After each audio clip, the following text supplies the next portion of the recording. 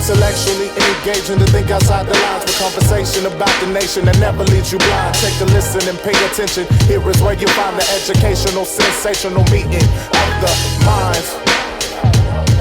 Yeah, it's the meeting of the minds. Meeting of the minds. This is another episode of Meeting of the Minds, and today's topic is the aftermath. With me today, I have Lewis Conway and Nicole Conway back with us. And the reason why we are calling this episode The Aftermath is because I had them on the show before. Lewis was charged for murder, but he was charged capital. They gave him manslaughter instead, and he ended up running for city council. And when I brought them on the show, I had no idea what I had signed up for and what I had literally gotten myself into. And I really feel like it's imperative for us to have this show because people need to see what happens to leaders spiritually, physically, mentally, that they just don't know. Like, we say it, but they really just don't know. They don't know about the Eric Holders. They don't know about the spiritual legit bonders. They don't know about, they don't know about, after I was dealing with them, my phone was acting funny. I'm just saying, our phones were doing its own little thing, right? And so they really don't understand.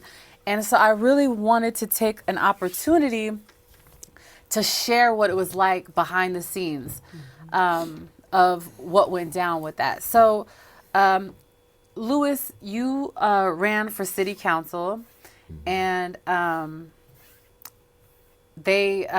so you ended up not winning that, right? You ended up not winning that. And as soon as you didn't win, right behind it, the city started working to make a law that felons cannot run any longer. Like right behind the tail end of it, right? And the state immediately. So you all, I'm going to jump in real quickly, but you all might think, oh, he lost. But what you don't realize is that we already knew that there was a huge possibility that even if he ran, they were about to say, oh, you can run, but you can't take office, because they did that in another state as well. And so sometimes what you don't understand is that even just coming up to the plate to bat is enough, right? So he lost. Oh, no. God works in mysterious ways. And already they're doing what they were going to do anyway. If he would have won, they were going to say, yeah, you can run for city council, but you can't win. And it's obvious because right when afterwards they made sure it was never, ever going to happen again. And I think they made sure in a lot of ways. So, holy moly, that was some stuff. Did you ever think that it was going to be that much obstacles and like the adversary was going to be like that when you first went for it? Or you knew that there was going to be some opposition, but did you think it was going to be like that? Firstly, let me say thank you for having us. Thank you, Lily. Thank you. Thank you for having us on Meeting of the Minds. And I want to say thank you to everyone that supported the campaign. Yes. I want to say thank you to the city of Austin for paving the way for folks with a background and setting a legal precedent that they're having to legislate themselves over. And thirdly, I want to say thank you to all of my opponents, right? And even the one, Sister Natasha, who won. I think this race was transformative in terms of Austin, in terms of changing our trajectory, in terms of raising the voice of folks who have been most historically disenfranchised. I think our race gave a chance for Austin to be on a national platform and a light that it normally isn't accustomed to being in, which is a criminal justice light. We're always being referred to as immigration or sanctuary city or something else. So so that out the way. I I think midway through we understood that it was more than just a political race. I think midway through we understood that it was a spiritual battle. Mm-hmm. And Nicole spoke about it when we first ran, that, we saw the race as an extension of our ministry. Yeah. And we never saw it as anything other than that. Right. And one of the defining moments that made me decide to run was when I heard Miles Monroe talk about a godly man has to be a politician, and a politician has to be a godly man. And he referred to, kings and royalty, and those king priests and the priest kings. Right. So they were men of God, but they're also politics. Right. And so that's what enabled us to embrace it. We knew that there were going to be challenges. We didn't anticipate the level of challenges, but I think, again, God creates obstacles, and it's up to us to define them as opportunities. Right? So, Lewis, you made a conundrum happen. Like, what do you do when you have a man in the community that is serving the community and serving the community well, and he is making changes? You are making changes for people that have been incarcerated and wanting to get a job, and just really elbow deep in grassroots leadership, right? And so, what do you do when a man is serving his community like that and he wants to run for office, but now you are saying, no, I'm sorry, you can't do that? And so you literally brought the problem of people not being able to get a job because they got incarcerated to the forefront, because you were doing your job well. You were really touching the community and getting on ground level, seeing what the needs are. And that's what anyone can ask, right? And that goes to show you. I wanted you to win so bad. You already know. I was your biggest fan. I wanted you to win so much because the implications, the implications that would have, and then it would expose them. And I was ready to romp. It's let's romp, let's do this, right? I was so ready. And certain things that transpired, it really, really hurt me. I made a Facebook post that I said, if you have a person of color in leadership, right, and they're going for a spot that usually maybe a person of color doesn't have, or other people are gunning for, do not come for them. I don't give a darn what they do. Okay, if maybe child molestation, okay, that's it. Other than that, I can't really think. Do not come for them. Period. Do you remember that post that I made? Yes, I do. And I was so serious. I was like, do not come for them. You got Donald Trump, who's says things like grab her by her, right? But that shows you our community. Our community is ready to castigate and criticize and dehumanize an individual that has served his time, has served his community, but we're willing to give a pass to someone that hasn't built anything, right? We're willing to give a pass to someone who's all about destroying. And so, that's something that we have to deal with as a people, right? That we are so prepared to give somebody that hasn't done anything a pass because the person that is doing something is doing more than us. Yeah. Right? And because that person is doing more than us, he's making us feel some kind of way. So it's easier for us to support someone that's going to come down and come in and tear that down, as opposed to building something. And if you notice, the ones who are the loudest in terms of criticism, the ones who are the loudest in terms of what's wrong, haven't built anything. Right? Their whole agenda is to tear it down. And you can, I identify who I'm talking about as you choose, because there's a litany of them. Whoever is the loudest to criticize, see what they have built. And you will find that they haven't built anything, right? And that their whole purpose is to tear down. And so until our community Put a decides, bookmarker and their whole purpose is to tear down. To be continued. Good. so until our community is prepared to invest in those people who invest in building, Yeah. as opposed to destroying, right? We're going to always have a paradigm in which we always ask ourselves what it could have been. Yeah. Oh man. It should have been. But as long as we have people who are more concerned with championing those folks who tear down, Right. There's going to be a problem. But this is what I'm saying. Like Donald Trump, he says the most all the time. And his character is not incredible, right? And like, this is one of my good friends. And so this is my good girlfriend's husband. So I'm privy to his character. And so I wouldn't get behind somebody that I didn't think had good character. Now, Donald Trump, I kind of think his character is lacking in some places, but people don't care. People don't care because, oh, he's going to make sure we get more money. He's going to make sure we keep those brown folks out. So they don't sit there and draw on his shortcomings because at the end of the day, it's going to get the agenda that they want to be because passed. they understand power, right? If you notice, even when he said grab their private parts, his support from white women increased. So I'm talking about. You understand that though? Because they have always had their eyes on the prize.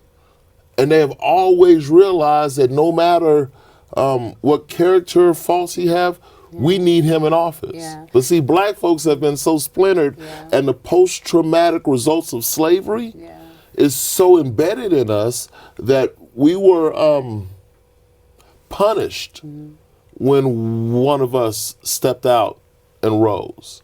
And so in that punishing, we teach each other not to let that one go up, because if he goes up, we're going to all be punished, Crabs in the bucket. right? Which is the result of crabs in the bucket. Do you got some thoughts to what he's saying? Please. Or just Well, I totally agree with him because we lived it. So we know all too well. But yeah, I totally agree with what Louis said. yeah. I swear, like, not just recently, especially like after Nipsey's death, a lot of people were impacted. Leaders, like it kind of, people were depressed. Like people were really depressed. Like, I'm gonna start crying right now. Like the other day, it was almost like I was sitting there with whiskey, like inwardly. Like if I could paint a picture of how I felt inwardly, I was sitting there with whiskey, and I was thinking about like how Sandra Bland had a voice before she died. Nipsey had a voice before he died. Yeah, unfortunately. Right? And it was like irking me. It was like really like, I was like, God, why do we have to do this? Why do we have to do this, that us that come to the forefront and we expose the enemy comes and snuffs us out. And then, But we have to take ownership of that. well, yeah. right? Well, And we're the getting to that. ownership We're getting. is- I was just about to Yeah, say, and then yeah, we thus have to said the take Lord. ownership. Yeah. But You you gotta can do it. take I'll ownership, back it right? you. You know what I mean? Yeah. So I got out of that about what. At first, I was really upset about it, and I was like, what is that? And literally, it came to me. First of all, the enemy thinks that when I take Nipsey's life, that I'm gonna stop something happen. Then it ends up propelling something more, something even more greater, that who knows if it would have been at that level had that not have happened, right? That's one. And like Sandra Bland's voice, like, this is what I'm really trying to say. Because we are not listening to their voices before they die. Unfortunately. Do you understand what I'm trying to say? I got goosebumps all over my body. Because we don't say, dang, Sandra's saying something right now. Because we don't say, dang, Nipsey, and really glorify him to the platform that he needs to have for the things that he's saying. I think that sometimes things are allowed. Like, we have free will. There's free will. A man can do certain things, but I also feel like God allows it, because do you listen unless they kill Gandhi? Do you listen unless they kill Jesus? So I've noticed. Well, I mean, go ahead.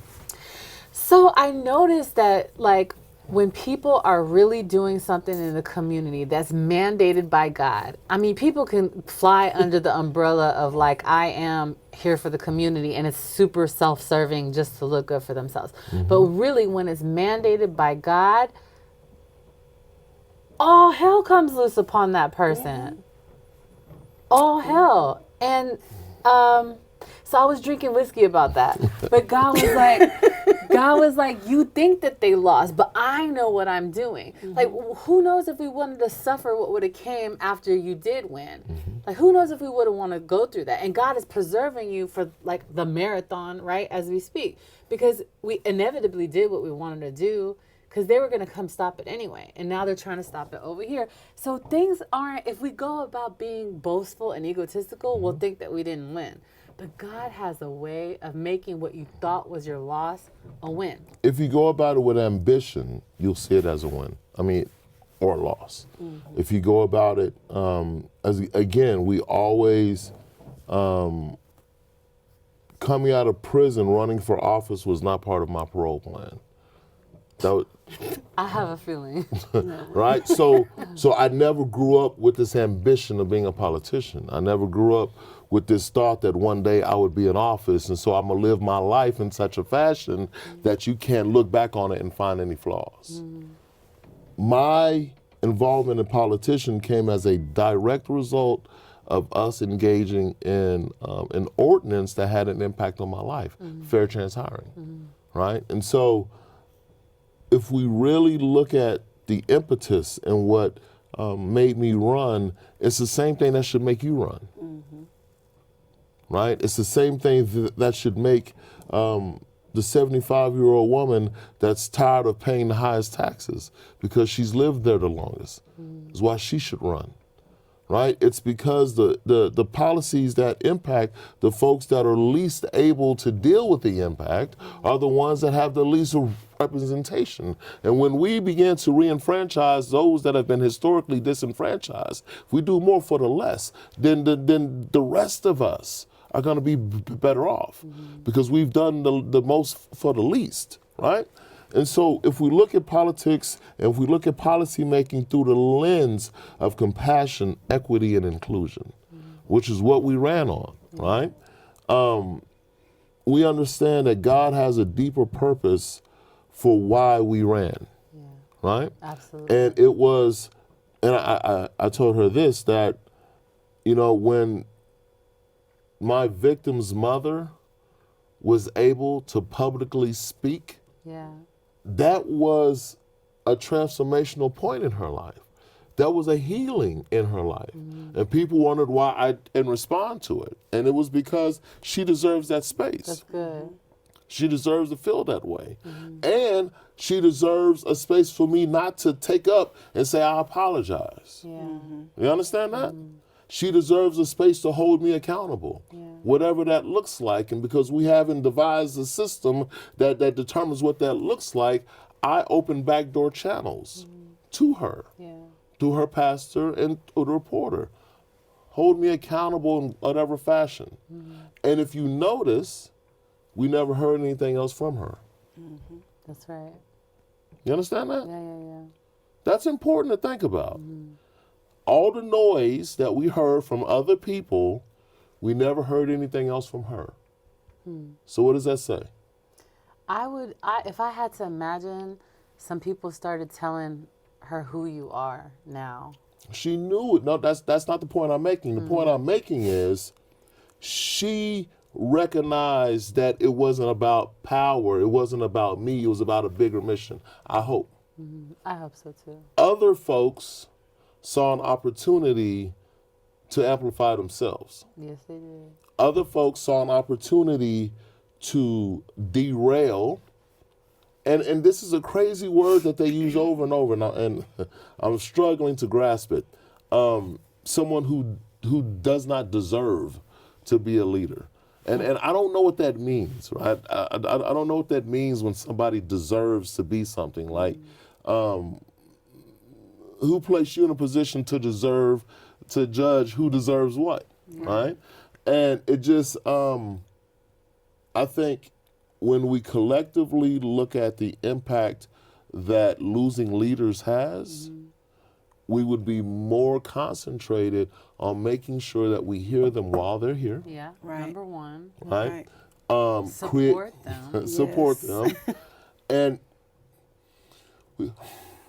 so we talk about getting the bag. We talk about getting the bag, but we don't secure the bag. When we have the bag, we don't protect the bag and secure the bag. Right, exactly. So what happens when someone like me is in office? What changes in terms of the average dude on the block? His life changes. What happens to the person that's been paying taxes in East Austin and is an Austinite? Their life changes. That's right. Right? Protect the bag.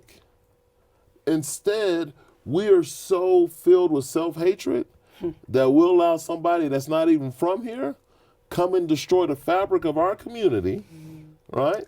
But they'll create, like, they will create uncertainty. Like, they will go and try to create, With local people who is from here should know better. as their launch pads. and They use local people that people listen to. Those local individuals become launch pads for people from the outside to attack people that's from here. yeah. And it was like that. It's like almost like, if I always visually say what's happening spiritually.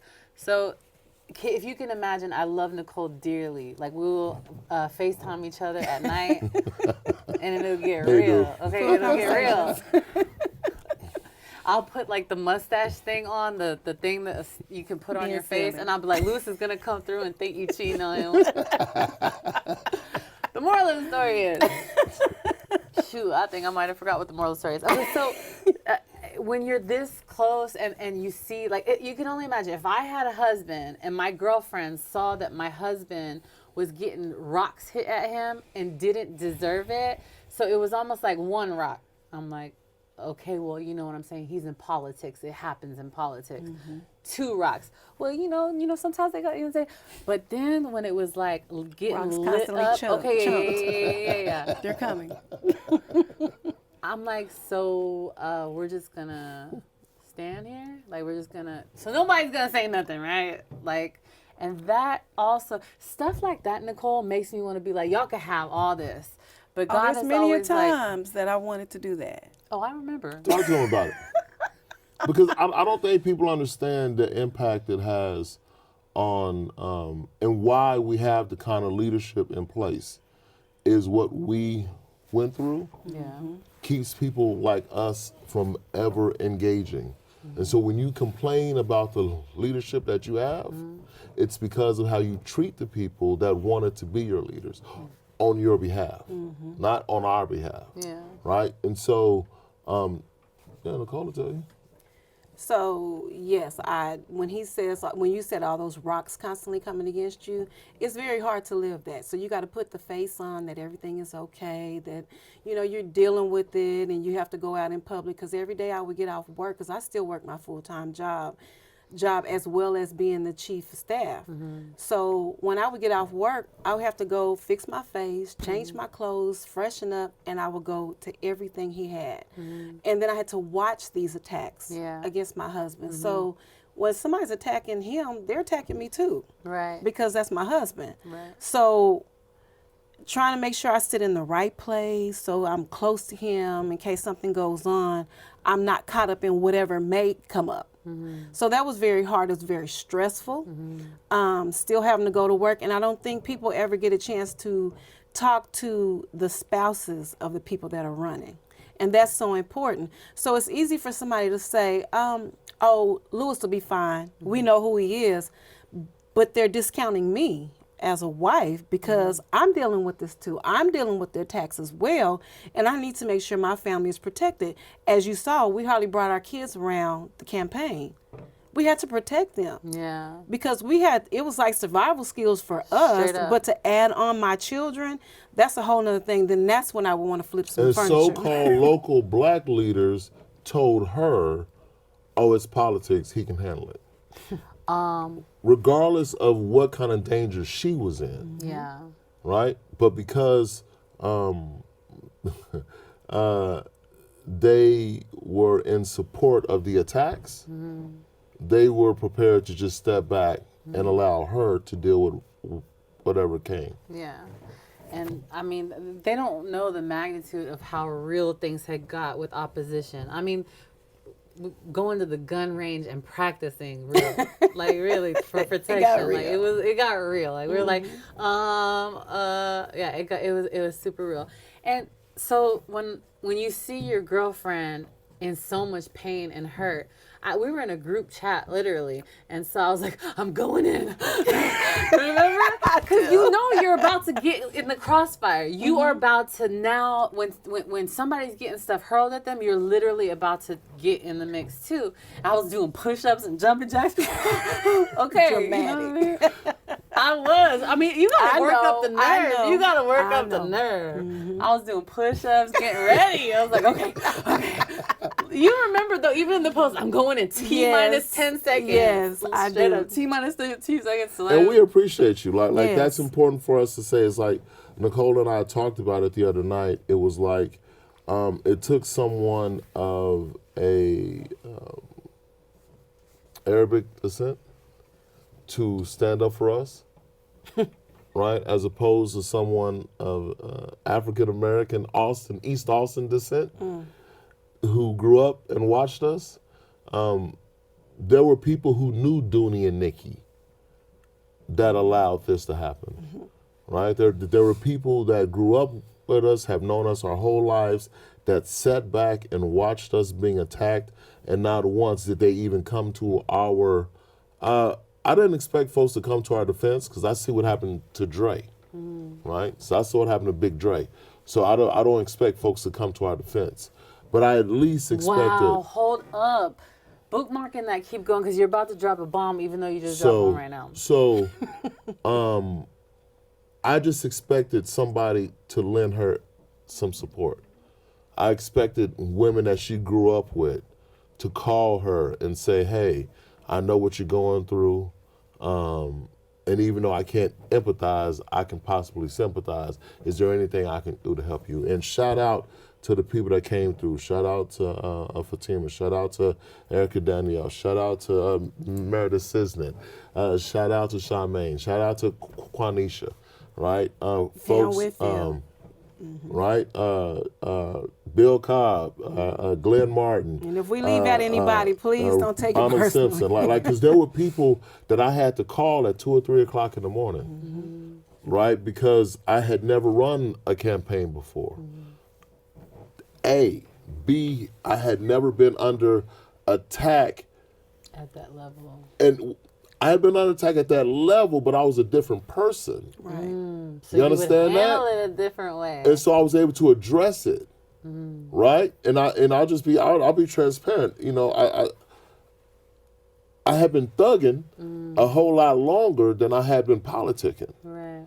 So my political responses, I was unused to. I was unused to having to call the cops. Especially with the wife in danger. As much With as the she wife, was. you understand that? Like if it was me, see Fats, Louis Fats, dealt with things totally different. You understand that? Yeah, Fats would have handled alright. things totally different. All right. And people assume that me calling the cops was calling the cops on the individual. What they weren't able to appreciate I'm calling the cops so I don't on hurt me. nobody. I'm calling the cops on me because I was convicted of what I will do. Yeah. I'm not concerned of what you will do. Yeah. I'm concerned of what I will do about her. Yeah. You understand that? Yeah. So when you bring her into the equation and you bring my safety into the equation, you get a different kind of a person. However, that person can't respond because the camera's on. Right. All the time. Every move is being marked because they need an excuse to say that you are the same person. That's right. Right? Yeah. And so when they hire somebody to give them that excuse, right, is when you realize it's purposeful. Hold on, you said, okay, hold on. There's too many things getting dropped on the table. First, I want to highlight something you said about Dre. Were you referencing that no one defended him because there were people there? There and were people there gambling with him that watched him get shot. There were people at the table that got their pockets ran through. And the place that it happened at, the dude still had to drive out the park. It wasn't like it happened at the end of the park. It happened at the bathrooms. The cat still had to get out the park. You trying to tell me from the bathrooms to the entrance, could nobody pop one shot? Did nobody see nothing? So me expecting them to help us, and I'm nowhere near considered a 12th Street legend. I'm nowhere near considered an Austin legend. If they're not going to do anything to save a legend, what was I expecting them to do for us? I really caught that, and I wanted to see what he was talking about right there. But then what was the last one right now that you ended on? There was another one right now that you ended on. That they were prepared to pay. Higher. No, you said higher. Higher. Okay, hold on. Hold on. Wait, I need to know. You got to start controversy now. I want to know, what do you think? Do you think that they're spiritually hired, monetarily hired, or both? Like, I need to know. I need to know. Because even Eric Holder was fresh out of jail. Like, I don't know. You think it's spiritually hired? I kind of think it was a little bit of both. Because as much as we thought he would go away, he kept coming. He kept coming. He kept coming. And it was almost like he was doing it to the point where I'm going to have him break, and I want everybody to see this. So it didn't matter. It didn't matter about me. He didn't care, because he said some things about me as well. But yeah, I think it was both. I do, because he just kept going. He finally told us, he said, I will show up to every single thing that you have to make sure you don't get it, because you don't deserve it. That came out of his mouth when we were at the Millennium Center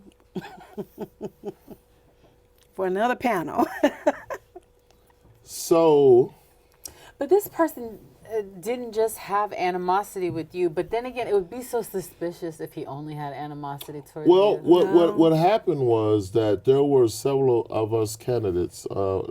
Once things had reached a fever pitch, we were all in a group message, and we were all discussing, this individual. And one of the candidates specifically said, "I don't have any problems with him.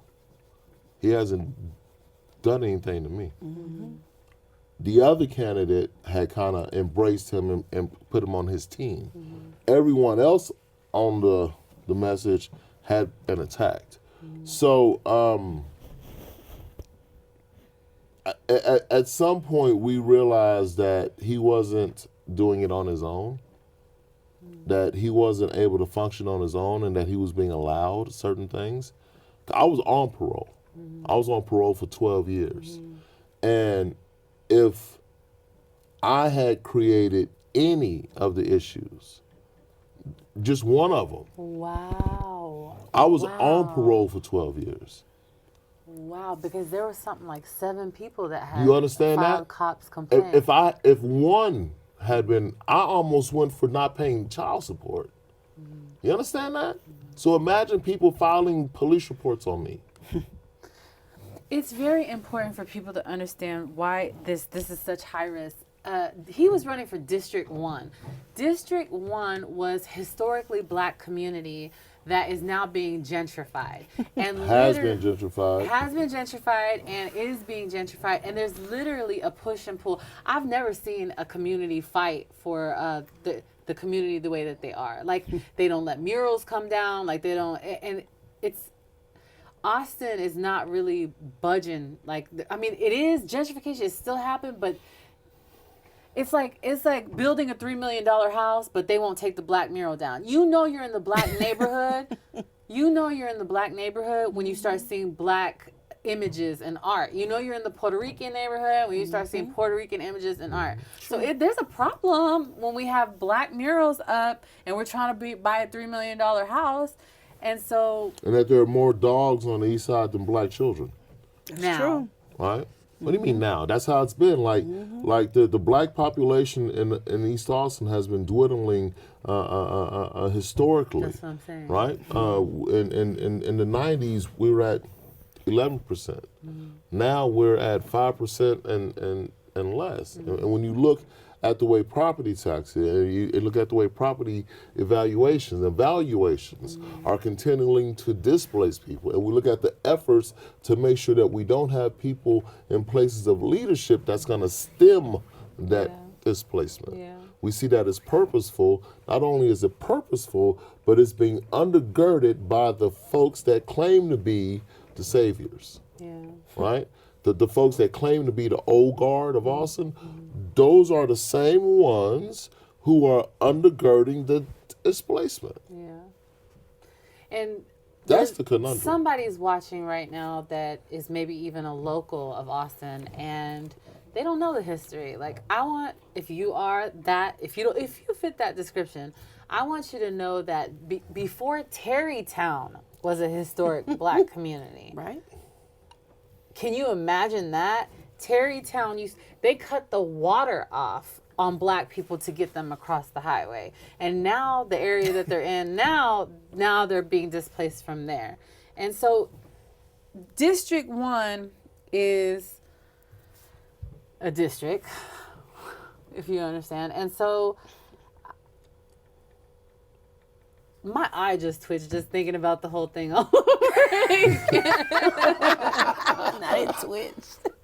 But it was here's the so beauty of it, much, though. yeah. The beauty of it is we are doing exactly what we were doing before we ran. And we're doing the work we said we would do whether we won or not. Yeah.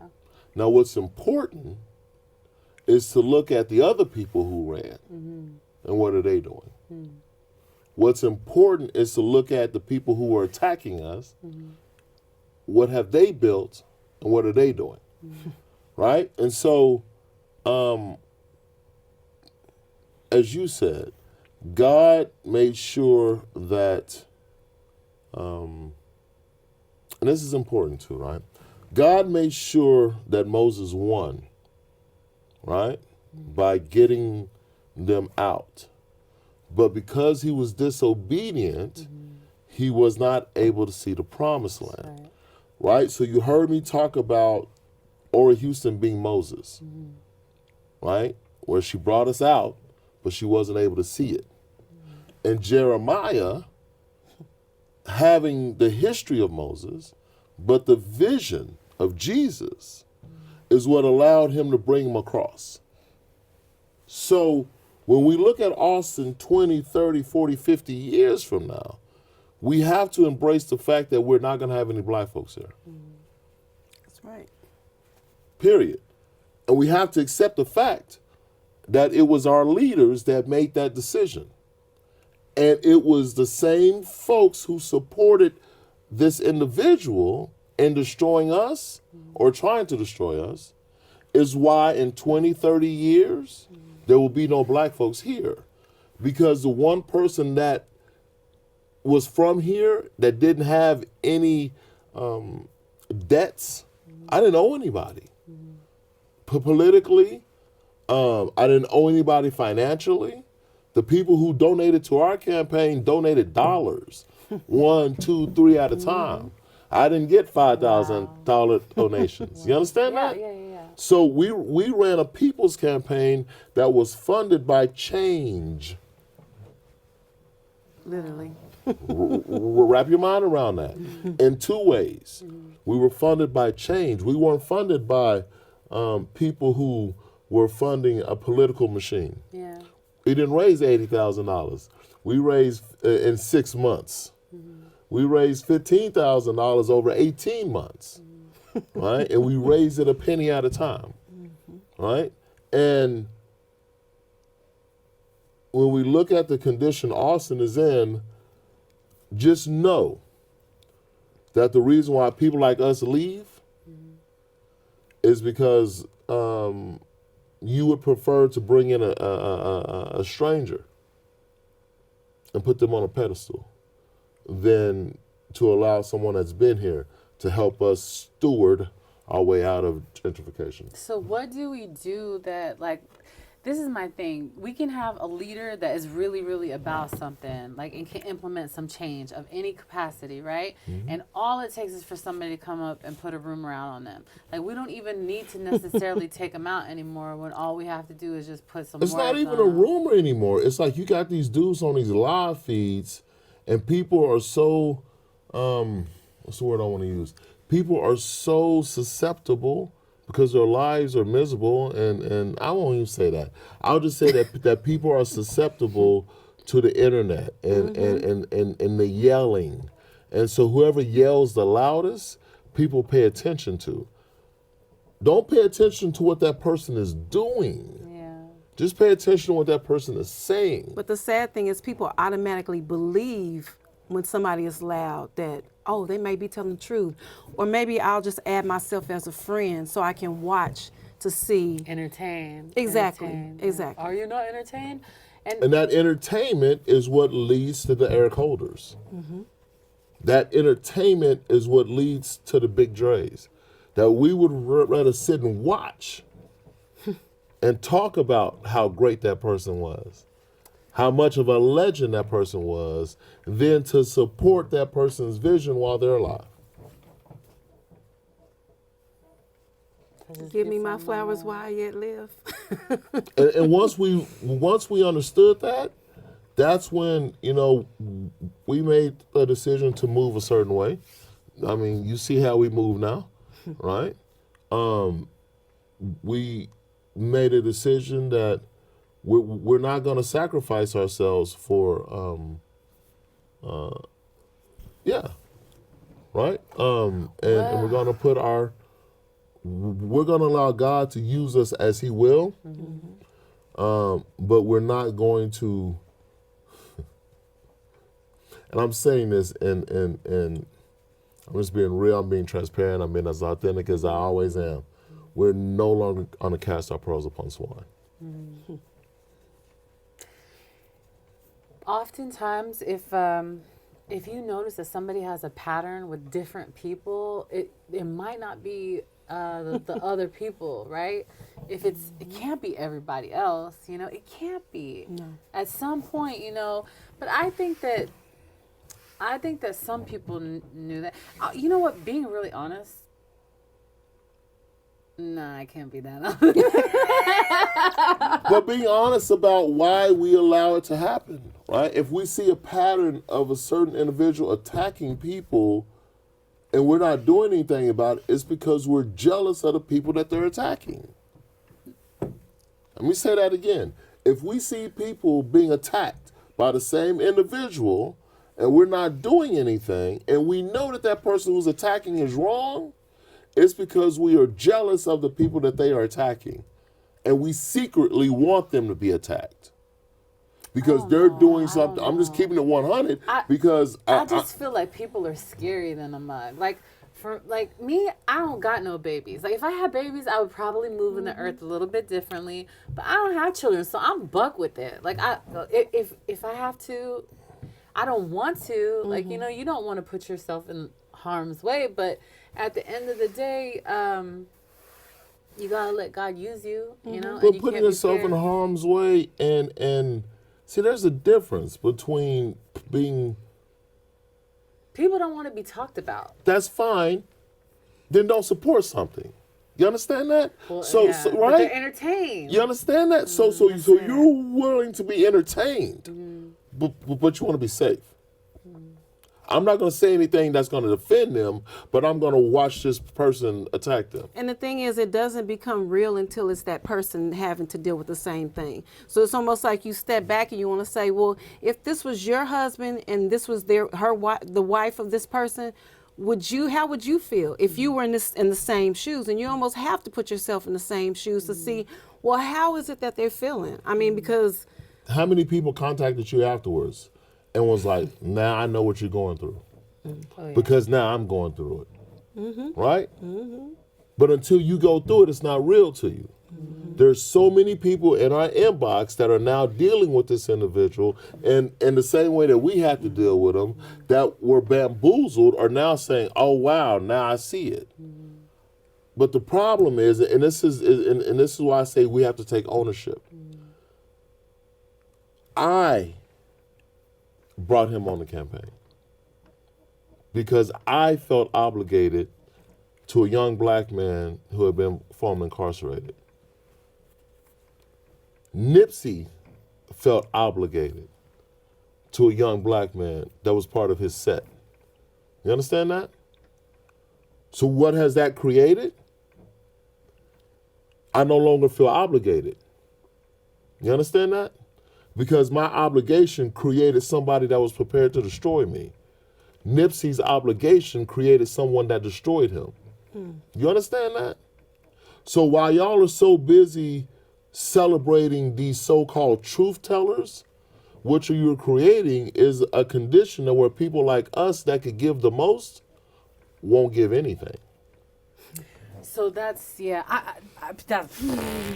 that's so true. Like I literally, when I'm gonna you keep watch, it 100. Oh, when you watch that, it makes you not want to do. I'm gonna And keep then when it you 100. watch Nipsey, like it makes you be like, I don't even really want to do this. Meeting of the minds is not even really that important. I'm good. But at the end of the day, like God is just like, here, stay here with me. It's not about And we do stay obedient. That's why we started running from the very beginning. Because when Lewis first came to me and asked me, well, baby, what do you think about this? I'm like, what? I mean, because politics is not my thing, but of course I'm going to support him because he's my spouse. So I prayed about it and I said, let's go. But now Then we prayed about it. Well, yeah, we prayed about it. But the thing was, because of the way things went, it left a bad taste in my mouth. And I hear people all the time, are y'all going to run again? They'll ask Lewis, oh, you did such a great job. And we just really hope you're going to run again. And he'll look over at me and I'm looking at him with the stank face. People have no idea. They just see the glamorous part of it.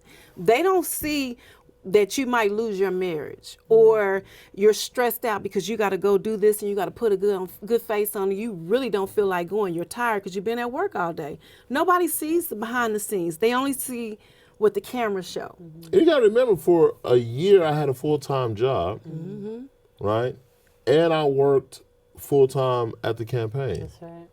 So there were times where I slept 20 hours a week at the most. I didn't end up in the hospital on accident. I didn't end up with seizures. So that's the other thing, but whenever I am doing a really groundbreaking episode, like an episode that's going to put a dent in the enemy's behind, like something would come against my body and I have to fight through it. Like I literally, when we did the hell episode with the Nation of Islam, the sorcerer and the theologian, we had to stop taping because I couldn't breathe. Like I literally had a coughing episode, could not stop. Things happened. People weren't here. Before that, it's all hell to push forward. And sometimes I think that's why God chooses people who, if that's the goal line, if that's the end zone, we're just going to go until we're in the end zone, because this ain't for punks is basically what I'm trying to say. Or the way God operates is that he finishes your course, brings you back to the beginning, and he'll show you the blessing. But he's not going to show you what it's going to take to get to it, because if he does... He would forget that blessing. Me and that blessing are cool. Right? And so the proof in that is, when I began to run, when I read the law, there was nothing in the law that made me feel like I couldn't run. Right. Otherwise, I wouldn't have ran. She knows me. I'm not that dude. I'm not going to argue against something that's concrete. So when I saw that it was an opportunity to clarify some ambiguous language, then that's when it made sense. Right? And because it made sense in that moment is what allowed us to move forward. Right? Now, how God showed me that a senator was going to write a bill to make sure that I didn't run again. For facts. Had he shown me how many times I was going to have to challenge this new person, I would have never ran. But God in his infinite wisdom shows us just enough to keep us going. Right? And he didn't show us what would take us to the finish line, but he showed us a taste of the finish line. We knew that even if we lost the race, we would win. And we're doing things now that we would not be able to do if we had won. Our impact is more pervasive because we didn't win. And we're able to organize, activate, and engage former incarcerated folks with criminal justice involvement across the state now in an effort not only to run, but to vote, right? And so whenever folks are being able to be motivated and engaged in God's work, it's never a bad thing.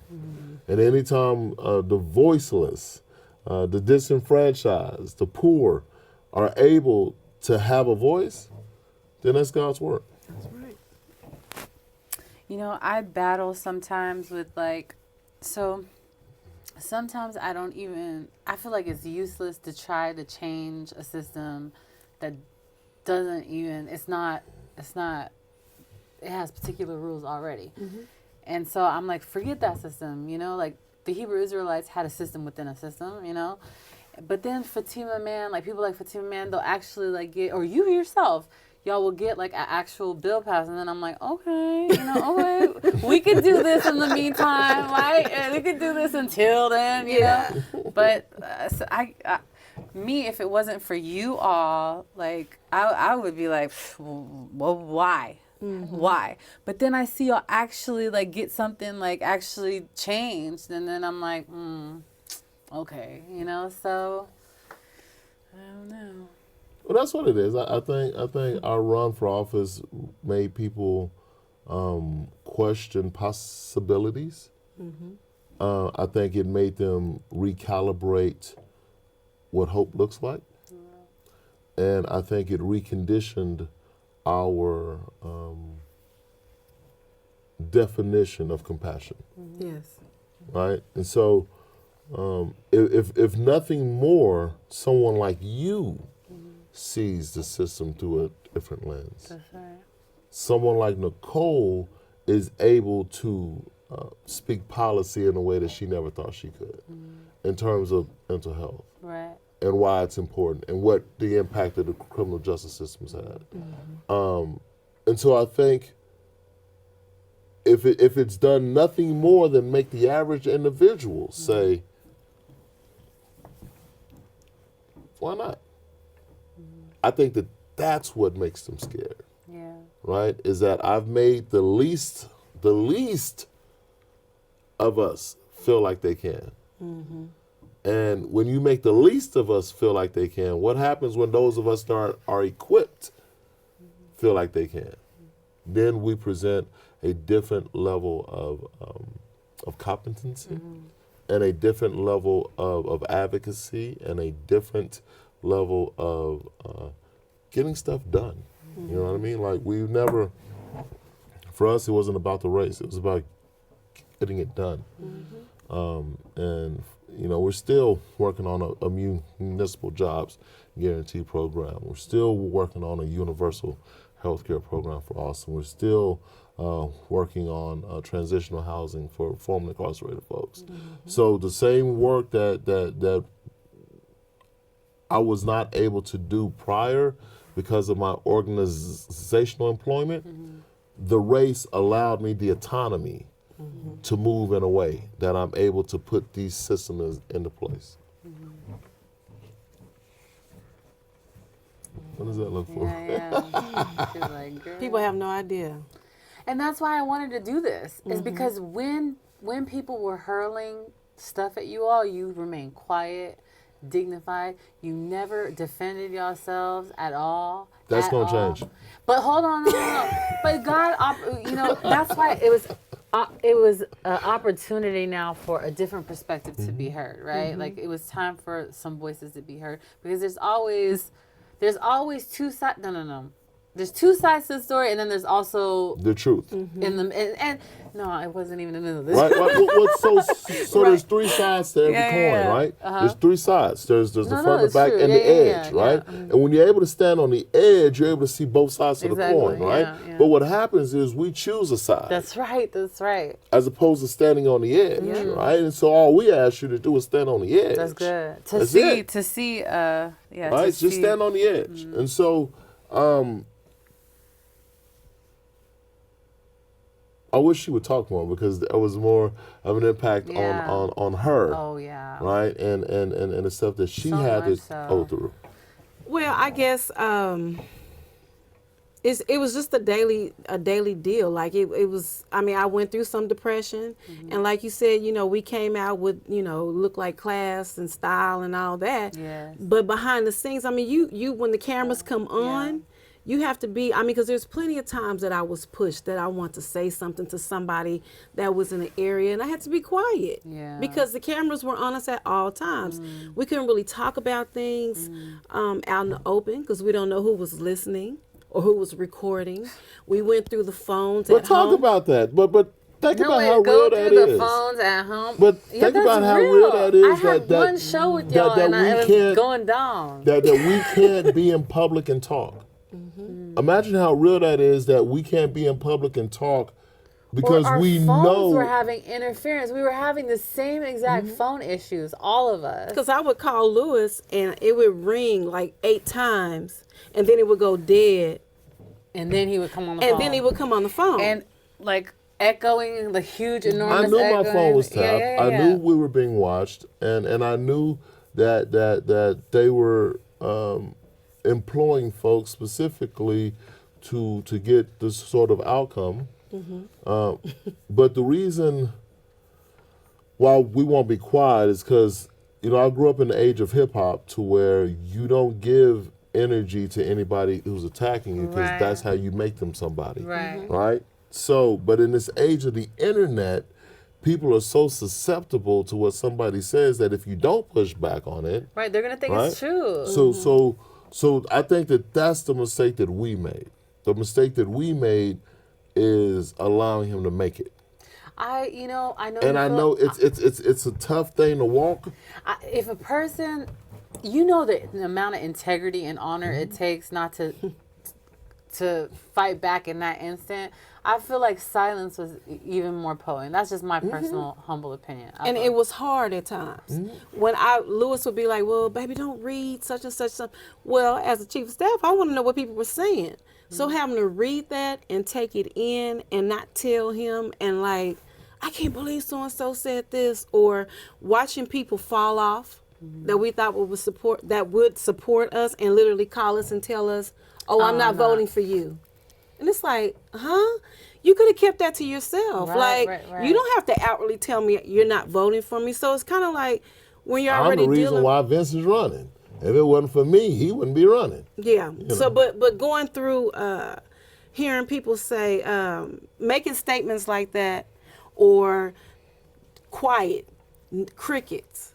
Well, can you support us? We need blah blah blah blah. Can you help? Right. Crickets, exactly. Crickets. So dealing with people saying negative Because he things. put fear into people Hold that on. would support you. But hearing people say negative things and you're still trying to push forward in the campaign, it's kind of hard. Like, you still want me to fight for our community, but then you got people saying negative things against you or not supporting you. And it's like, you know what? I don't want to do this ever again. Or you know what? I quit. So let's go back to, let's talk about the campaign finances, right? There was a lot of issues, or there wasn't any issues. There was talk around us using the funds in a certain way. And so in that we weren't paying particular people. And so I think what's important to consider is how much it costs to run a campaign. I just want people to Google how much it costs to run a campaign. And then I want people to go and pull our finance reports and see how much we actually raised, right? But then I want you to consider that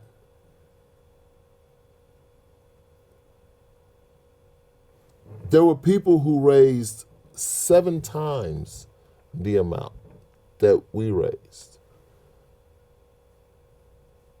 And yet, there was no scrutiny.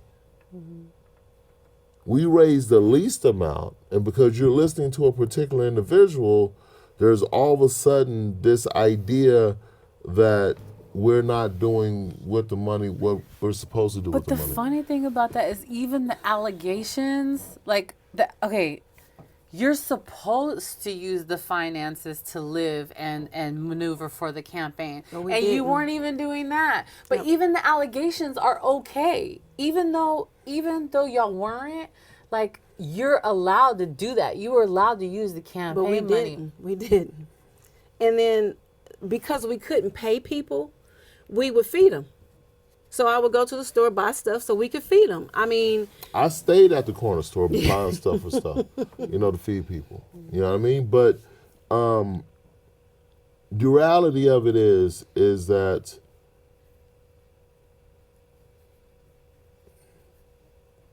you won't get that chance again. All right? You won't get that chance to treat us that way again. We have learned our lesson. All right? And so you have earned the kind of leaders that you have, and we support your efforts in electing those kind of leaders and positioning those kind of folks. I'm good. now what I will say is this: even though it was very stressful, it put strain on our marriage. It did teach us a lot of things. It was a lot of eye openers for us. Local politics is high school. Yeah, but the whole thing of trusting and believing what God has asked us to do, remaining obedient, and there was so many lessons along the way. At the time when we were going through them, absolutely not. It was harsh. Like, I had a reporter come in the house and interview my husband, and then she turned around and went to the victim's mom, but when it was put on the news, it was chopped up so much that it wasn't all of the information. So, whatever's put on TV, that's what we're going to believe. It's not, I know this person, and that's not true. They go by whatever they put out on TV, in the newspaper. I had a conversation with a few reporters from one of the newspapers. I won't say which one. And she asked if she could come by and interview us at home. And I was like, well, let's have a conversation off the record for a second. I said, when are you going to stop saying, what was the word? Convicted felon. Convicted felon. I was so sick of hearing that word. Like, people do not offer grace like they should. Right. They don't offer grace to say, you know what, he did this, let's move on. That was over 30 years ago. But they read a Bible with a dude named Paul. Most of those people that you're talking about. And the folks who are quick to hold you accountable for your past behavior but make excuses for people's present behavior. I'm going to say that again. People will hold you accountable for your past behavior but make excuses for people's present behavior. Yeah. So, if you're wondering, like, why did we decide to have this episode called The Aftermath? This campaign was so strenuous on them and the people around them that this man ended up in the hospital several times. So I'm not doing this to be messy. Y'all know me. I'm not messy. That's not my style.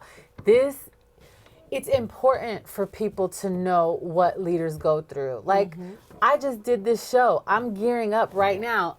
Jazz hands, but guess what? I'm not scared. Fingers. Like, I want you to know I will do it again, and I want to be very, very clear about that. And so, I need y'all to know so that you can have a newfound respect for the people that are putting themselves in the way of, these conversations hurt people's feelings. These conversations disrupt and ruffle feathers. Believe that. And it comes with the whole package. And so, like he said, we have to start hearing Sandra speak before what she's been speaking about happens to her. We need to hear Nipsey before the things he's trying to change catch up with him. Right. And before, We need to hear Nipsey louder than we hear Eric, and we need to realize the Eric Holder that's in us, right? And that's keeping us from supporting the person that has helped us. Because at the end of the day, all you're doing is creating a culture of folks not being willing to help the next person, right? All that whole situation did is create a culture to where now I am very hesitant to even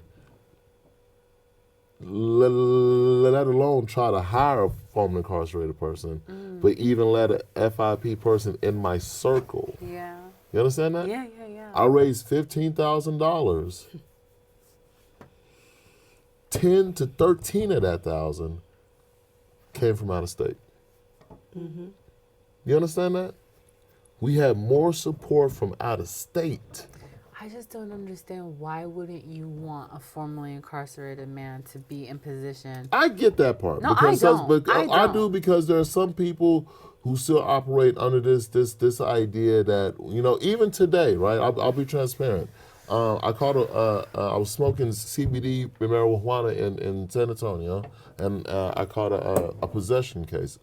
And when they gave me the dismissal, he said, based upon a 1991 conviction of manslaughter, we're not prepared to just dismiss it. And my attorney is like, that was before you were born.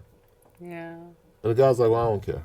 Right. So regardless of what efforts you make, we as a culture, it is easier for us to forgive someone's present behavior than for behavior that you have redeemed yourself from. Well, let's make it very, very clear, because we got to wrap up the show too. There's somebody's grandchild that caught a charge and can't get a job. There's somebody's son that caught a charge and can't get a job. Somebody's mama caught a charge, can't get a job. Or housing. Or housing. Because we went through that when we were trying to move to East Austin to be in the district. They told us no several times at different places that we went to because of Lewis's background. So for every single person that couldn't get put on, that would have been the demographic that I thought would have came and showed out for you. And beyond that, it's saying that if you did have a past, once you start helping your community this way, we're going to support you 100%. All the messages that would have came out from that. Instead, the message is, don't do it. Yeah. The more you work for your community, the more they're going to tear you down. The more you change your life, the more they're going to bring up the past. The more effort you make to make sure that somebody else isn't treated the same, the more they're going to support somebody to tear you down. So what you create is a system of people who are best suited to lead are the ones who, y'all can have it. Yeah. I feel you. Like, we get thousands of people watching and listening, and most of them, a prophet is not accepted in his own hometown. Amen. That's Bible right there. We're not staying here. Yeah. We out. Oh man, that's like getting bad news We right out. when you're about to. Okay, anyways, I hope that's not true. I'll find out right after this. But so yeah, we're about to close up shop. Now all I can think about is the fact that y'all are moving. I can't even think about nothing. I'm trying to close the doggone show, and I don't know. Nicole is leaving.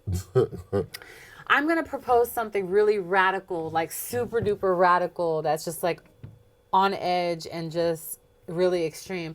If this show is impactful, will you like and share it? I know. It's just like, it's like really, really out there. But if you feel like people need to hear the people that I bring onto this platform, and if you think their voices need to be heard, if you think that there's concepts that are going forth that need to be heard, like or share the content on this page. I know it's a little extreme. I remember eating out of mines at Genuine Joe's. Yes. In the back room. Yes. On cell phones. You understand? So, yeah. Because God is good. God will Yeah. use your hater as a footstool. Remember that? Write it down. Now you in the studio. I remember. We got First here night. because of our area Yes. holders, you know? Yes. Yeah, man. God will use them as your stepping stone, you know? I wouldn't even, because we get complacent too. Oh, Yes. this is good enough. I'm happy good. with this. And he's like, all right, let me light a fire under that behind. We'll keep talking forever, so I got to go ahead and wrap it up. Thank you so much to our sponsors. I would like to first thank Syntex Guns, the only black gun-owned store in Austin, Texas. I'd also like to thank Beautiful Solutions for all their beautiful solutions. Yes. I'd like to thank B Print for this lovely website that you see at the bottom of the screen. And if you feel like you would like to be a guest on the show, or if you have an amazing topic, please feel free to visit us if you would like, and let us know what those are. Can I give a shout out to Charlie and his wife? Holla, yes, Yeah, man. Shout out to Charlie and his wife for Yes, doing their thing. thank you. You know what I mean? there it is. And do we have any more sponsors? Let's just throw Equally TNL Yoked Salon in the mix. We'll just go ahead and do TNL that. Yeah. Salon, Holla. EquallyYokedMarketing.com, votewithconviction.org, Nice, that's a good one. and our campaign Run with Conviction, Yes. NicoleConway.org, and And two yeah. books. The book is called. 3 books, but 3 2 books and 1 for me. And what is the name? Coco's Chronicles. What are the names? Go check out The Driver. The You Driver. can go check out The Driver. You can go check out The Driver. Right. You should go check out The Driver. You shouldn't go check No, out The Driver. no call to And action. all those shouldn't. books are Just on suggestions. Amazon. Yeah, like He said you should you're- if you wanted to. Is If what if he's you wanted trying to. say. If you're a reader, You might want to. You might want if to. You You might wanted want to. Okay. if not, then you know. All right, so we're about to go hit up Butter and Jam. If you don't know what that is, maybe you might want to look into it. I don't know. Anyways, till next time, don't forget to subscribe. And till next time on podcasts, TV, social media, we'll see you later. Intellectually engaging to think outside the lines with conversation about the nation that never leaves you blind. Take a listen and pay attention. Here is where you find the educational, sensational meeting of the minds. Yeah. It's the meeting of the minds. Meeting of the minds.